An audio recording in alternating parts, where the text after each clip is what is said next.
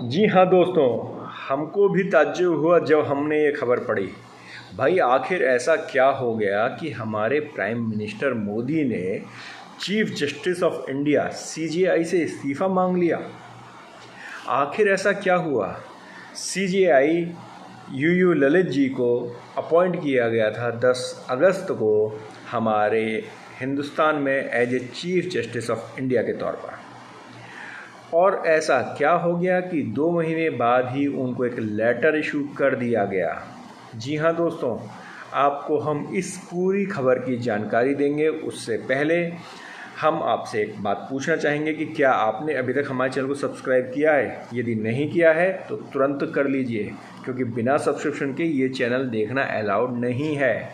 जी हाँ sir, subscribe करेंगे तभी तो आपके पास रेगुलर अपडेट्स आएंगे, अदरवाइज़ तो आज आप देखेंगे कल भूल जाएंगे। चलिए जानते हैं कि भाई आखिर ये खबर क्या है, क्या लेटर भेजा गया सीजेआई को, जिसके लिए हमने कहा कि भाई क्या उनसे इस्तीफ़ा मांगा गया है। तो दोस्तों खबर यह है कि 10 अगस्त को हमारे चीफ जस्टिस ऑफ इंडिया, जो present chief justice of India है मिस्टर ललित, उनका अपॉइंटमेंट हुआ था। अब उनको एक लेटर इशू किया सरकार ने और कहा है कि भैया अपना आप उत्तराधिकारी घोषित कर दो। उत्तराधिकारी घोषित करने का क्या मतलब हुआ? मतलब ये हुआ कि भैया ये बताओ कि तुम्हारी जगह पर अब कौन बैठेगा।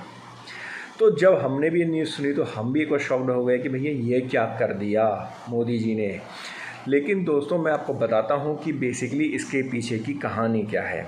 कहानी ये है दोस्तों कि चीफ जस्टिस जो मिस्टर ललित हैं, उनका जो कार्यकाल है वो ख़त्म होने जा रहा है 10 नवंबर को।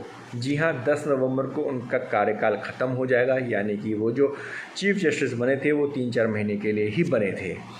अब जो हमारे यहाँ पर प्रोसेस है, जो हमारे यहाँ पर एक कस्टम है, वो ये है कि जो चीफ जस्टिस ऑफ इंडिया होते हैं उनसे ही कहा जाता है कि भाई आप अपना उत्तराधिकारी चुनिए, क्योंकि ये सबसे ऊंची पोस्ट होती है। कोई भी अपनी मर्जी का, कल को प्राइम मिनिस्टर अपनी मर्जी का कोई उत्तराधिकारी या कोई चीफ जस्टिस नहीं बना सकता।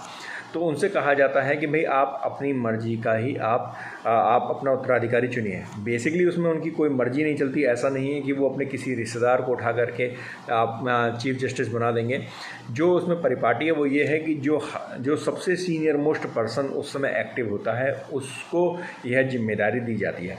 जैसे कि अभी सुनने में आ रहा है कि मिस्टर जस्टिस चंद्रचूड़ जी को यह जिम्मेदारी दी जा सकती है, क्योंकि इस समय जितने भी सुप्रीम कोर्ट के जज हैं उसमें सीनियर मोस्ट जो जज हैं वो जस्टिस चंद्रचूड़ हैं। तो चंद्रचूड़ जी को ये जिम्मेदारी देने वाले हैं। उम्मीद है कि उन्हीं को ही जिम्मेदारी मिलेगी, क्योंकि जो कस्टम, जो परिपाटी वर्षों से चली आ रही है, 75 साल से, वो परिपाटी को बदला नहीं जाएगा। और इसीलिए सरकार ने, पीएम मोदी ने उनको एक लेटर लिखा है। लेटर लिख करके कहा है कि जी आप हमें सजेस्ट कीजिए। ये एक पूरी परंपरा होती है। उन्होंने कहा कि भाई आप हमें सजेस्ट कीजिए कि भाई आपका उत्तराधिकारी कौन बनेगा, आपके बाद जो सीजेआई है वो कौन बनेगा। तो जब हमने इस पूरी खबर को पढ़ा तो इसका तात्पर्य यह निकला कि उनसे इस्तीफ़ा तो नहीं मांगा गया है, और ना ही नॉर्मली सीजेआई से इस्तीफ़ा मांगा जाता है। वो मांगता भी है तो प्रेसिडेंट उनसे मांग सकता है, या फिर उन्हें मानहानि के महाभियोग चला करके उनको हटाया जा सकता है। ऐसे उनको आसानी से हटाया नहीं जा सकता। तो इनसे इस्तीफ़ा नहीं मांगा गया, लेकिन हाँ, चूँकि उनका कार्यकाल अगले महीने नवंबर में ख़त्म होने जा रहा है, इसलिए उनसे उनके उत्तराधिकारी की डिटेल मांगी गई है।